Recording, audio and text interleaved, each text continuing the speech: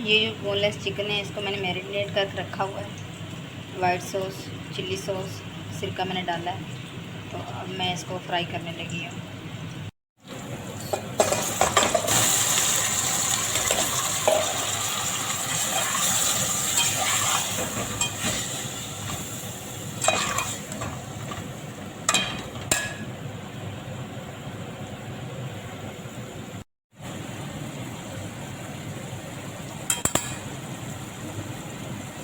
2 चम्मच मैंने तेल डाली है।